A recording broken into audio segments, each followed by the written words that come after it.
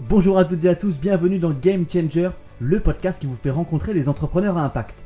Aujourd'hui, nous recevons Thomas Gauthier, enseignant-chercheur à EM Lyon et responsable pédagogique du cours Futur Durable. Bonne écoute!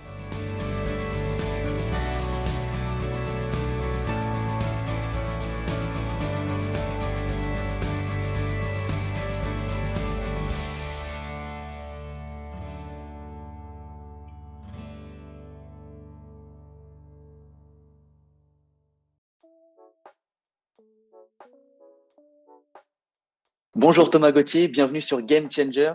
Vous êtes le responsable pédagogique du cours Futur Durable à EM Lyon Business School et je vais vous laisser vous présenter à nos auditeurs et présenter votre parcours. Bonjour Jules, avec plaisir. Donc, vous l'avez dit, je suis enseignant-chercheur à EM Lyon. J'enseigne et je réalise des travaux de recherche sur le sujet de la prospective dont on va avoir l'occasion de se parler. Et auparavant, avant de rejoindre le milieu académique, j'ai consacré une dizaine d'années de ma vie professionnelle à la recherche et développement, principalement aux États-Unis, où j'ai travaillé chez l'un des leaders mondiaux du domaine de l'imagerie médicale. Et pour en arriver là et revenir un tout petit peu dans le temps, j'ai d'abord été diplômé d'une école d'ingénieur parisienne, l'École supérieure de physique et chimie industrielle. J'ai continué mes études d'ingénieur ensuite aux États-Unis et quasiment sur un malentendu, j'ai finalement continué avec des études de médecine qui m'ont permis de travailler en recherche et développement en imagerie médicale, comme je l'ai dit plus tôt. Est-ce que vous pouvez définir à nos auditeurs la prospective, qui est un terme encore qui peut-être se cherche aujourd'hui? C'est un terme qui se cherche encore aujourd'hui, vous avez parfaitement raison Jules, puisque ce n'est pas à proprement parler une discipline universitaire au même titre que la stratégie est une discipline, au même titre que la comptabilité d'entreprise est une discipline. C'est même, selon les mots de certains, une indiscipline. C'est-à-dire qu'en prospective, on a comme intuition qu'il est essentiel d'explorer les futurs possibles, de ne pas céder à la tentation et se laisser emprisonner dans un futur qui serait unique, voire même prédéterminé. On acte pour commencer l'importance d'explorer les futurs, de construire des images de ces futurs et de se servir ensuite de ces images de futurs pour être quelque part plus à même de percevoir et de faire sens de l'inédit qui survient chaque jour. On le sait très bien, on est dans un monde qui est incertain, on est dans un monde qui est turbulent, on est dans un monde qui est complexe, et donc pour pouvoir faire sens des situations qui s'offrent à nous chaque jour, que l'on soit dans sa vie personnelle, que l'on soit dans sa vie professionnelle, que l'on agisse dans une petite organisation, que l'on agisse dans une multinationale, il nous faut des paires de lunettes.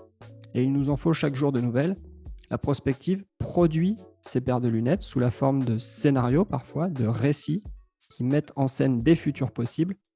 Et c'est en fait en parcourant ces futurs possibles, en s'en imprégnant, que l'on acquiert quelque part une forme de mémoire des futurs qui vient compléter la mémoire que l'on a naturellement et qui nous invite à regarder du côté du passé pour y chercher des clés de lecture et des clés d'action dans le présent. Donc la prospective, elle a cette intention de rééquilibrer d'une certaine manière le rapport de force entre le passé et le futur pour nous rendre plus capables dans le présent, qui est le seul temps de l'action, le temps de l'action de l'entrepreneur notamment, nous rendre capables de poser des actes peut-être meilleurs que si nous n'avions pas fait l'effort d'imaginer une pluralité de futurs.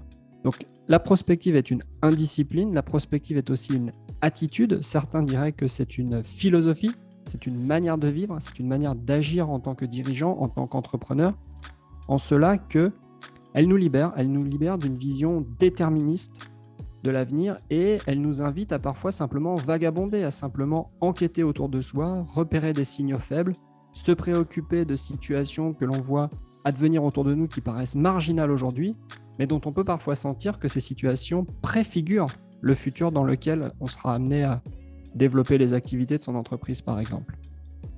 Et depuis quand parle-t-on de prospective? Alors, le terme de prospective et la définition originelle de la prospective à la française, on la doit à Gaston Berger, qui a publié une série de textes qui sont encore aujourd'hui des textes de référence au milieu des années 1950.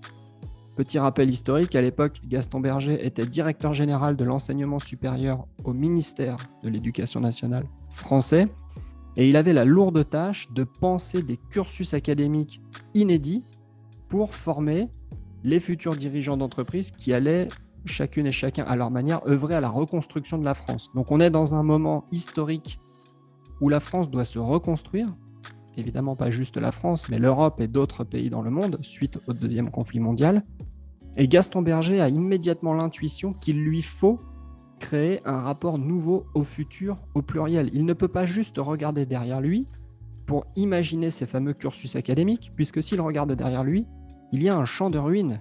Il n'y a absolument rien qui peut l'aider dans sa lourde tâche de construire ces cursus académiques. Donc il pose la prospective comme une réflexion sur l'action de l'homme dans un monde en accélération, pour reprendre exactement les propos qu'il tient dans un extrait vidéo qu'on peut encore trouver sur Internet et qui est également dans les archives de l'INA. Et ce socle théorique que Gaston Berger nous propose, dans le même temps, va venir nourrir les travaux d'une institution française très importante pour la reconstruction économique du pays, à savoir le commissariat au plan, qui a été voulu et mis en place par le général de Gaulle, qui a été dirigé par Jean Monnet. On se souvient de nos cours d'histoire de la construction de l'Europe. Le commissariat au plan, c'est la structure technocratique qui a facilité l'émergence de la filière ferroviaire française, qui a facilité l'émergence de la filière aéronautique française et qui a enfin facilité l'émergence de la filière nucléaire française. Donc la prospective est née dans un monde en accélération où certains dirigeants, certains visionnaires ont eu l'intuition qu'ils ne pouvaient pas regarder derrière eux pour construire le monde à venir. Les échos du coup avec 2022 sont évidents. On parle de plus en plus de dépassement de limites planétaires, on parle de plus en plus de périls écologiques, on parle de plus en plus de croissance qui ne pourrait pas être soutenable, ce qui veut dire que si on cherche simplement dans les recettes du passé les façons de construire le monde de demain, on risque de ne pas avoir les bons outils. Les entrepreneurs, pour moi, ce sont des personnes qui sont éprises de liberté. Elles ont goût, elles ont soif de liberté dans ce qu'elles entreprennent, justement, dans ce qu'elles font, dans ce qu'elles fabriquent, dans ce qu'elles transforment. Or, la prospective, elle commence par nous rappeler qu'un fondement de la liberté individuelle, c'est de ne pas accepter un récit officiel du futur. C'est de ne pas accepter que d'autres ont décidé à notre place quelles vont être les grandes lignes de force du monde de demain. Je vous donne un exemple. Aujourd'hui, personne, ou presque, est prêt à publiquement remettre en question l'idée que demain, toutes les villes de plus de 500 000 habitants, disons, seront des villes intelligentes. L'expression « smart cities » est absolument partout. Et c'est comme si celles et ceux qui se font l'écho de ces fameuses « smart cities » sont des caisses de résonance d'un futur officiel qu'il ne serait même plus utile de contester. L'entrepreneur est éminemment quelqu'un qui conteste, est quelqu'un qui souhaite remettre en question l'ordre des choses, qui semble penser que certaines règles du jeu, par exemple, ne sont pas ce qu'elles devraient être. C'est pour ça que parfois des entreprises entrepreneuriales sont sur une ligne de crête entre ce qui est parfaitement légal et ce que le droit n'encadre pas encore. On peut penser évidemment à Uber, qui a œuvré dans certains pays, dans certaines villes, en étant parfois, peut-être même souvent, à la limite de ce que les cadres réglementaires autorisaient. Donc l'entrepreneur épris de liberté va souhaiter pour commencer construire un futur que lui juge désirable. Les entrepreneurs de plus en plus, et c'est le cas de nos étudiants à EM Lyon et dans d'autres institutions, j'en suis sûr, considèrent que l'acte entrepreneurial peut être aussi, d'une certaine façon, un acte militant, pas au sens, je dirais, restreint du terme, mais au sens entrepreneur, citoyen, responsable, qui veut façonner un futur durable, justement, et qui veut intégrer dans son projet entrepreneurial l'idée d'un modèle économique qui va, par exemple, être capable de contribuer à régénérer les écosystèmes. J'ai de plus en plus de témoignages d'étudiants qui envisagent leur aventure entrepreneuriale dans une envie de renverser la table, de penser par exemple le modèle de gouvernance de leur entreprise autrement que ce qu'on leur a appris, penser des gouvernances élargies, penser des manières de répartir la valeur de façon beaucoup plus équitable tout au long de la chaîne de valeur dans laquelle va s'inscrire l'entrepreneur. Penser des modèles économiques, je viens de le dire à l'instant, capables de contribuer à la régénération des écosystèmes. Et penser pour certains également la mise en œuvre de nouveaux alphabets comptables, puisque l'entreprise de demain, nécessairement, pour construire une relation apaisée avec le monde biophysique dans lequel nous sommes, va devoir mesurer autrement la valeur qu'elle crée et parfois la valeur qu'elle détruit. On parle bien évidemment de valeur financière, Mais au-delà de la valeur financière, les entrepreneurs aujourd'hui se préoccupent de plus en plus des valeurs sociales et des valeurs environnementales. Donc on est finalement dans une dynamique entrepreneuriale à venir qui va continuer bien sûr à fabriquer de la valeur pour les parties prenantes, mais qui va peut-être penser le projet comme une opportunité, je l'ai dit et je le redis, de construire un apaisement entre toutes les œuvres humaines et le vivant, non humain, dont nous sommes dépendants et dont nous sommes aussi, au moins en partie, les gardiens.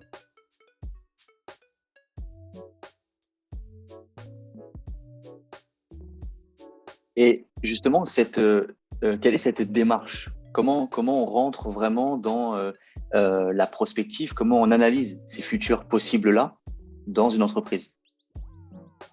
Alors, il y a plusieurs manières de s'y mettre. Celle que nous préconisons et que nous enseignons dans le cadre des futurs durables à EM Lyon se résume en 4 étapes. Et au cours de ces 4 étapes, on va proposer aux étudiants ou aux apprenants d'endosser tour à tour 4 rôles. Premièrement, un rôle d'analyste.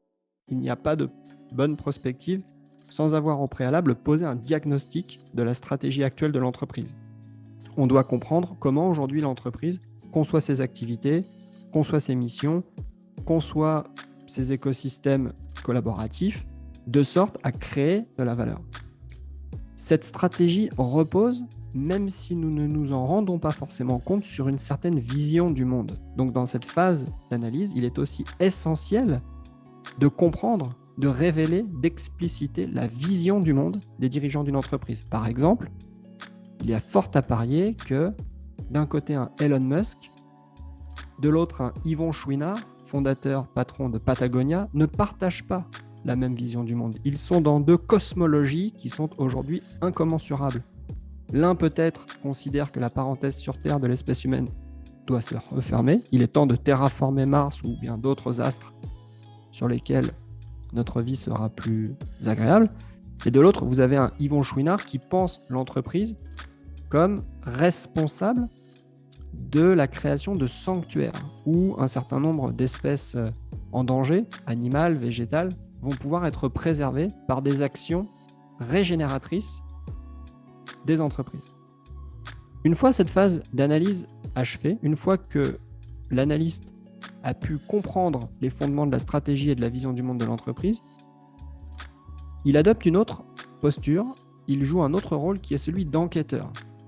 L'enquête ici consiste, à travers de la recherche documentaire, à travers des échanges avec ce que l'on appelle en prospective des personnes remarquables, à révéler des signaux faibles, à comprendre quels sont dès aujourd'hui les processus à l'œuvre dans l'environnement de l'entreprise qui transforment fondamentalement déjà l'environnement de l'entreprise. Et bien entendu, cette enquête va chercher à mettre le doigt sur les processus qui plus particulièrement ne sont pas connus ou alors ne sont pas compris des stratèges de l'entreprise. On cherche à révéler les angles morts dans la perception que les stratèges d'une entreprise ont de leur environnement. Pour ensuite donner du sens à ces angles morts et quelque part apprendre à s'en servir pour créer de nouvelles opportunités pour l'entreprise ou alors pour détecter très tôt des vulnérabilités qui jusque-là n'avaient pas été envisagées, on passe à la 3e étape qui est une étape où l'analyste devenu enquêteur devient désormais narrateur ou alors rédacteur de scénarios prospectifs. À partir des signaux faibles repérés dans l'étape précédente, on construit des récits mettant en scène des futurs possibles. On bascule donc dans le registre de l'imagination, mais une imagination rigoureuse. On propose un cadre, une structure à ces scénarios de futurs possibles et on en construit plusieurs, puisque on ne cherche absolument pas dans cet exercice à produire une image, un récit, un scénario d'un futur qui serait le plus probable. Il n'est jamais question de probabilité en prospective. Il est question de plausibilité. On construit par exemple 3 ou 4 scénarios prospectifs. Et pour aller plus loin, puisque finalement un texte, mis à part s'il est dû à un grand auteur, ne crée que rarement des émotions susceptibles de déclencher ensuite des apprentissages sincèrement nouveaux, on passe du texte à ce que l'on appelle dans les futurs durables des expériences immersives. C'est-à-dire que l'on construit à partir de ces textes, par exemple, des expériences audiovisuelles qui vont permettre aux stratèges de l'entreprise de se plonger de façon littéralement immersive dans plusieurs futurs et de venir y jouer leur propre rôle. On les invite à être en interaction quelque part dans une conversation, 4e étape du processus, une conversation stratégique qui va amener les représentants de cette entreprise à imaginer des choix, à prendre des décisions, à être en réaction et parfois même en synergie avec les futurs qu'on leur aura proposé de visiter. 4e étape donc, où l'analyste, devenu enquêteur, devenu scénariste, devient facilitateur. C'est son 4e et dernier rôle, facilitateur d'une conversation stratégique capable de permettre aux représentants de l'entreprise de découvrir par eux-mêmes des options stratégiques jusque-là jamais envisagées. Et je pense que c'est très important d'insister sur ce point. C'est bien les stratèges de l'entreprise qui eux-mêmes découvrent des options qui leur avaient jusque-là échappé ou qu'ils n'auraient pas été en mesure de formuler jusque-là. On est dans une logique maïotique, tel Socrate qui se promenait sur l'agora et qui ne prescrivait pas à ses compagnons de promenade les solutions philosophiques à leurs mots. Socrate faisait accoucher les personnes avec lesquelles il conversait de solutions qui étaient parfaitement adaptées à leurs mots philosophiques. En prospective, on conserve cette humilité. On ne prescrit pas des solutions ou des options stratégiques à une entreprise, entre guillemets, cliente. On lui permet de vivre des expériences de pensée qui vont susciter en elle la découverte d'options stratégiques ou la formulation d'options stratégiques qui jusque-là n'auraient pas pu être conçues par cette entreprise.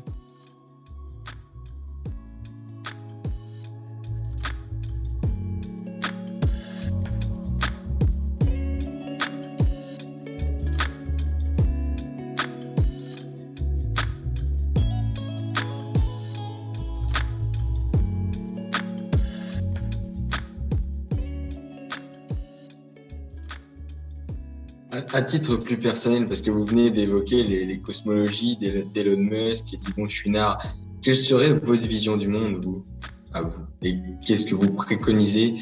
Quelles sont, parce que vous avez parlé aussi des limites planétaires, et est-ce que vous considérez qu'elles sont suffisamment prises en compte par les grandes entreprises actuellement? Alors, au risque de vous surprendre, je n'aurais pas la prétention d'avoir moi-même une vision du monde. J'ai des intuitions plus qu'autre chose. L'intuition que j'ai, c'est que il faut quelque part penser les défis des entrepreneurs et des entreprises d'aujourd'hui dans la temporalité longue de l'histoire de l'espèce humaine. Donc je suis obligé, pour répondre à votre question, de revenir quelques milliers d'années en arrière. C'est important de se souvenir que l'organe que l'on a entre les oreilles et que l'on appelle cerveau, elle produit de dizaines de milliers d'années d'évolution. Et quoi qu'on en dise, on a une partie de nos comportements, de nos états émotionnels, de nos réactions, de nos réflexes, qui est conditionnée par ces dizaines de milliers d'années d'évolution biologique. Et puis, autre temporalité très importante, il y a environ 2 siècles, s'est ouverte ce que j'appelle la parenthèse carbone. L'homme a découvert les combustibles fossiles et il a découvert les moyens de s'en servir de manière extrêmement efficace. Il a eu accès à une énergie incroyable, à la fois incroyablement concentrée, incroyablement portable, incroyablement peu chère, qui a décuplé sa capacité à produire, à se déplacer, à fabriquer, à transporter. 2 siècles. Et là, si on écoute les dernières alertes des scientifiques du GIEC, on nous parle de quelques années pour quelque part faire virer de bord le paquebot humanité. Donc, les enjeux aujourd'hui peuvent être capturés en 2 mots. C'est d'une révolution anthropologique dont on a besoin. Et on doit produire des circonstances pour qu'une telle révolution anthropologique se produise dans un temps infiniment court comparé aux temporalités que je viens d'évoquer, les quelques dizaines de milliers d'années d'évolution biologique, les 2 siècles de parenthèse carbone. On doit trouver les clés pour, d'une certaine manière, limiter ce que Nietzsche appelait notre volonté de puissance, qui est un trait caractéristique de l'espèce humaine, qui vise sans cesse à exprimer le plus librement possible sa puissance, au risque de s'auto-détruire. Donc le paradoxe qui est face à nous, et il est formidable, je suis ravi de vivre en 2022, c'est qu'il va nous falloir trouver les moyens, d'une certaine manière, de limiter notre humanité pour que notre humanité ne signe pas la fin de l'humanité. J'en reviens à Elon Musk, certains ont des visions du monde tout à fait élaborées qui ont acté le principe selon lequel nous devrions tout faire, au contraire, pour sortir de notre humanité actuelle et aller vers ce que certains appellent la transhumanité. Devenir l'égal de Dieu. Si je devais avoir une vision du monde à partager ici, elle est peut-être un peu plus humble que celle des transhumanistes. Je suis parfaitement à l'aise avec l'idée d'être un humain, un homo sapiens, et donc je pense que nous devons mettre notre intelligence au service d'un encadrement de cette volonté de puissance qui soit le plus non violent possible, cet encadrement, qui soit le plus apaisé possible et qui soit le plus égalitaire possible. C'est-à-dire que freiner cette volonté de puissance doit pouvoir se faire sans aggraver encore plus les inégalités que l'on connaît aujourd'hui.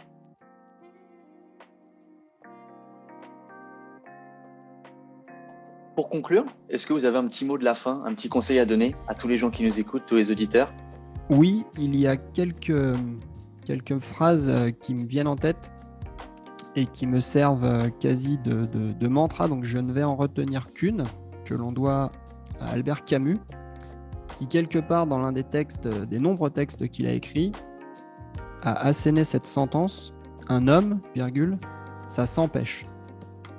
Et je pense que ça renvoie très bien à la fameuse volonté de puissance de Nietzsche et à tout ce que je vous ai raconté plus tôt, à savoir, ce n'est pas nier l'humanité à proprement parler, que de créer des conditions délibérées, apaisées, non violentes, d'empêchement d'une expression sans fin de la volonté de puissance de l'homme. Un homme, ça s'empêche. Je trouve que c'est une phrase extrêmement puissante.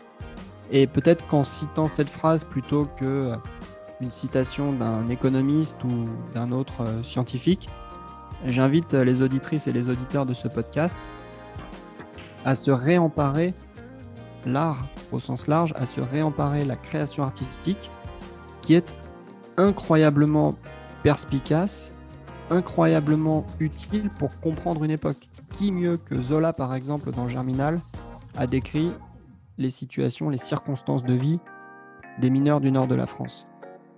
Les œuvres artistiques sont des observatoires extrêmement féconds de la société dans laquelle nous vivons. Les œuvres de fiction, de science-fiction, les œuvres d'anticipation sont également des révélateurs puissants de faits porteurs d'avenir, de futurs en gestation, que l'on ne verrait pas forcément si nous ne nous imprégnions pas de ce que la littérature a à nous offrir. Donc allons voir du côté de la fiction pour mieux comprendre le réel.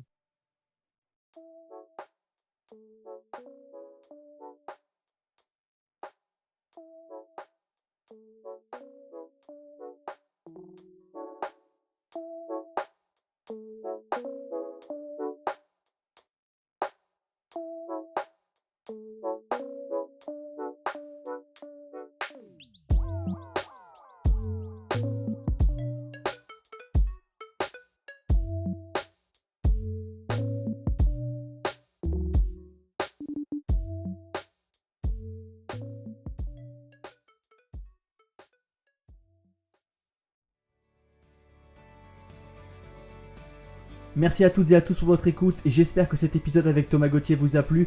Je vous invite à aller nous rejoindre sur les réseaux sociaux Game Changer Podcast et je vous dis à jeudi prochain 18h pour un prochain épisode.